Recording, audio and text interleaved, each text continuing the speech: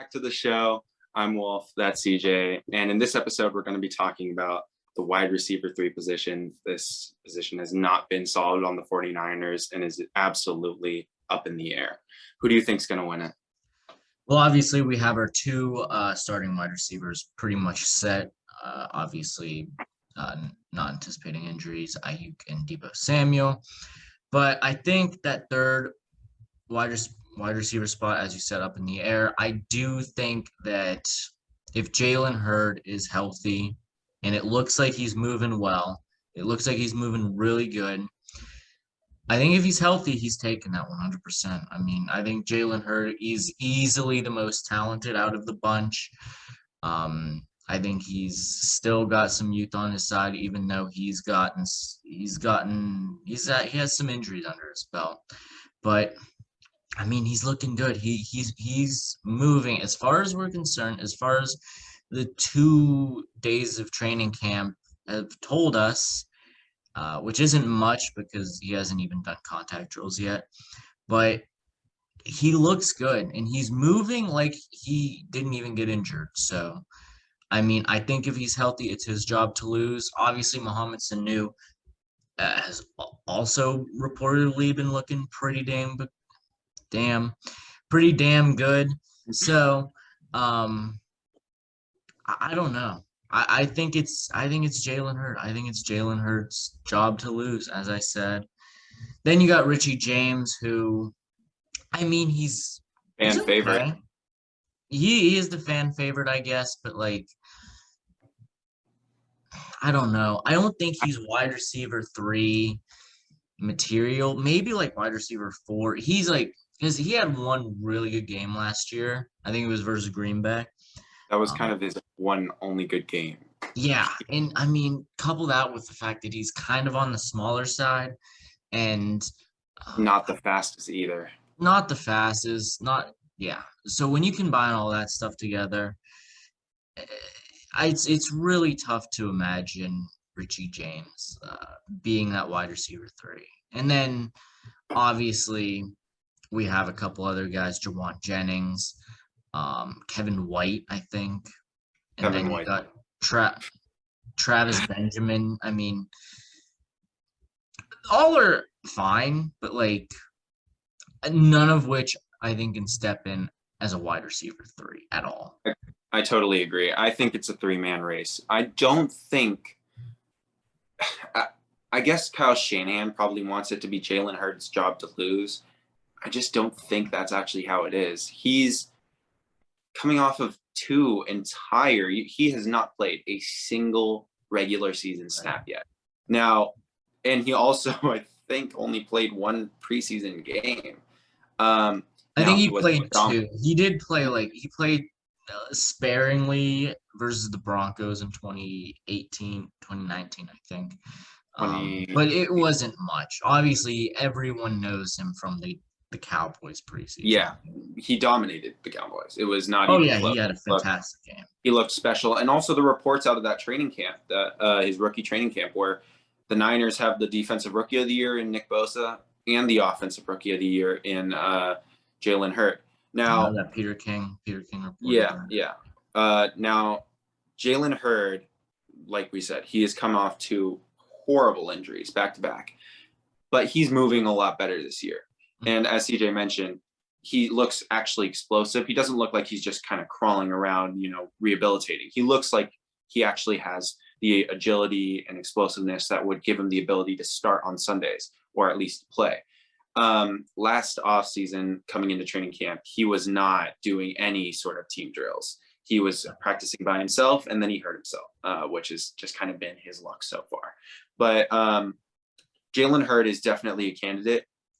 I personally think it's probably Richie James's job to lose. He's the only one that's proven anything on this team besides Aiyuk and Deebo. Mohamed Sanu has played a regular season game with us, a single one, and he had 1 catch for 7 yards. That's not saying a ton. Now, of course, Sanu is actually coming off of an injury himself, and he also looks rejuvenated, fresh. But to say that he's going to come in and just snag this job from a young guy. Sanu is, I believe, decently over 30. It's just not a reasonable expectation, in my opinion, to have Sanu coming in and just snagging that job from Richie James. Yeah. I definitely see where you're coming from, but there's a good chance that the wide receiver 3 will be none of these guys, honestly. I mean, what if they make a trade? What if they go out and get N'Keal Harry? What if they, well, obviously Anthony Miller's off the market now. Unfortunately. Same with Wait, Randall Cobb. stupid. Wait, can I just quickly say this?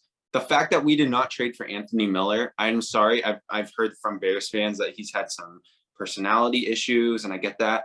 But he was a second round pick who was producing on the field. Okay. The idea that we passed up on him and we're willing to trade for Deshaun Hamilton. Yes, that was a confirmed trade. It fell through because Hamilton tore his ACL, I believe, practicing before the trade was finalized. But the fact that we weren't willing to go for Anthony Miller, who only got traded for a swap, not even you're right. a swap of a 5th and a 7th, who was a second round talent. He was a second round talent, is ridiculous. I totally agree with you. They could absolutely trade for a new player.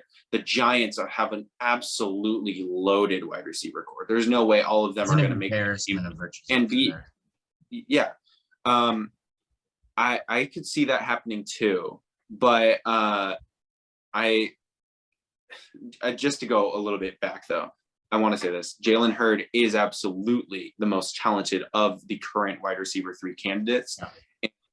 Yes, he should win it. If he's healthy, no, not should. If he is healthy, he will win it. We both agree on that. But because we're not so convinced with his health, there is a chance that, yeah, they could trade for a new wide receiver, which is something they've definitely looked into. Yeah, I mean, Jalen Hurd, he's definitely another Jason Verrett situation. I mean, when he plays, which he up until this point he hasn't at all in the regular season. But when we saw him play in college and the very limited preseason, he was fantastic. He's a phenomenal football player. But his body, his 6'5" frame says otherwise. And when you're that size and you played running back and you've gotten kind of your ass kicked for a while, it's really tough. Back injury, serious ACL injury, on top of a plethora of other injuries in high school and college. I mean, he's only played a handful of games, of football games since high school, which is really, really tough. I mean, Jalen Hurd at this point in his career, I hate to say it, but like it would be anything else, any kind of production we get from him, it's completely, it should be looked at as like a nice little bonus. And I think at some point he could get to the point where he's a consistent player and he's staying healthy maybe for 14 games of a season. But I'll believe it when I see it. And until then, I mean, yeah, I do anticipate he'll win the wide receiver 3 position this year, but it's hard to count on that. And I think there's a good chance that they do make a trade for someone. Obviously, we know that they were interested in N'Keal Harry, and they have a great relationship with Bill Belichick in New England, and they got Garoppolo from them, yada, yada, yada. But, I mean, it doesn't have to be N'Keal Harry. It could be someone else. I mean, there's a ton of wide receivers always on the market, obviously. Wolf said the Giants, they do have an embarrassment of riches over there. They just got Kenny Golladay, Kadarius Toney. They have Sterling Shepard over there, too. I mean, yeah. They have Darius Slay as well. Yeah, Golden Tate is on the market. Yeah. Yeah, but yeah, I completely agree with you on all on everything. Who do you think will ultimately? So I don't think that this is going to be a position battle that's going to be decided in training camp. I think it's going to go through all the way through the preseason. Who do you think is going to ultimately walk away with that job? Ultimately, obviously, like getting to the regular season. We both hope it's Hurd, but I hope it's Hurd, and I mean, obviously, it's health. It's so hard to predict health. I mean, I think I'm going to be optimistic here and say it's going to be Jalen Hurts. And he does put it together and stays healthy for most of the season. I'm not going to say he's going to stay healthy for 17 games. I think he'll stay healthy probably for, if we're lucky, maybe 12 or 13, I'd say. I'd say that would be a good benchmark goal for him to hit. So if we get 12 to 13 games out of Jalen Hurts, I think he'll be the wide receiver 3. I think he could be dangerous. But let's say a situation where he does go down, he does get injured. At that point, I'd probably lean on the veteran Mohamed Sanu, just because he's experienced. He's obviously the oldest wide receiver in the room. Yeah, probably Mohamed Sanu, just based off of experience. That's a very good guess. For me, I think I'm gonna just roll with the safe pick, the guy who's kind of the slot in already. I just think Richie James has. Now, I'm not saying he deserved to be a starting wide receiver on this team, but he's deserved a larger role than just being a. To say he's a return specialist on this team is a lie. They are first told to wave their hand in the air and then think about returning. So I think he's been underutilized. He's proven that when he gets the ball, he can be a yak monster as well. I think that they're just gonna slot him in, and if Hurd stays healthy through training camp and preseason. Yeah. Maybe he could come in like Verrett did last year, where 3 or 4 games in, he walks in and then shows the world who he really is. I think that's probably the most realistic expectation for Jalen Hurd. But I agree. If Jalen Hurd proves that he's healthy, goes through this entire training camp preseason healthy, that's his job. He's too talented to be overlooked at that position. Matter of fact, he might fight Deebo for that second job, for the wide receiver 2 role, because he is that man when he's healthy. Yeah. And again, this is all assuming they don't make another move. I mean, obviously, if they go out and get N'Keal Harry, he'll be penciled in as a wide receiver 3. I mean, it's just how it is. You give up an asset like that for someone. I mean, granted, it'll probably be like a 6th-round pick if they make the move. But, I mean, N'Keal, he's still talented. And I mean, Golden Tate, kind of another Mohamed Sanu-ish, maybe a little better. More proven. More proven. The last years and more dominant. Probably in between Emmanuel Sanders and Mohamed Sanu, honestly. Yeah, no, definitely.